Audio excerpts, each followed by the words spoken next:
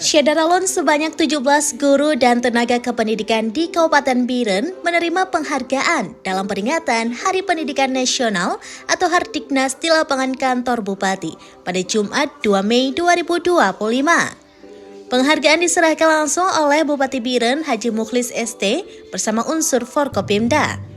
Para guru berprestasi tersebut berasal dari berbagai jenjang pendidikan, mulai dari SD, SMP hingga SMK. Mereka dinilai berhasil menciptakan inovasi di bidang pendidikan melalui program Anugerah Sekolah Inovasi atau ASI 2025.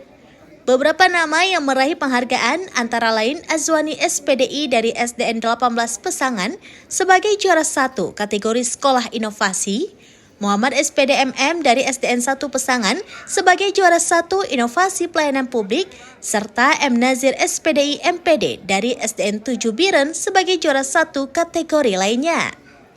6 guru dan tenaga kependidikan SMKN 1 Jenib juga mendapat penghargaan, termasuk Nasrul Hadi SPD dan Daerah Ayu Rismini yang diserahkan langsung oleh Kepala SMKN 1 Jenib, Ferry Irawan SSI MPD.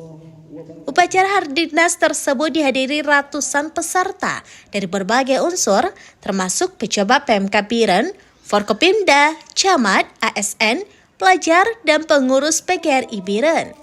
Bupati Mukhlis membacakan amanat tertulis Menteri Pendidikan Dasar dan Menengah Republik Indonesia, Abdul Mukti, yang menekankan pentingnya inovasi dalam pendidikan. Acara semakin meriah dengan penampilan tim paduan gerak dari siswa SLB YTC Kutablang yang mendapat kepercayaan untuk tampil dalam upacara tersebut. Seluruh peserta hadir menggunakan pakaian adat Aceh menambah khidmatnya peringatan Hardiknas tahun ini.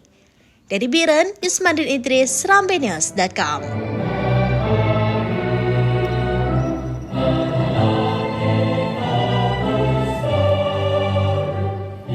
Download Tribun X sekarang, menghadirkan lokal menjadi Indonesia.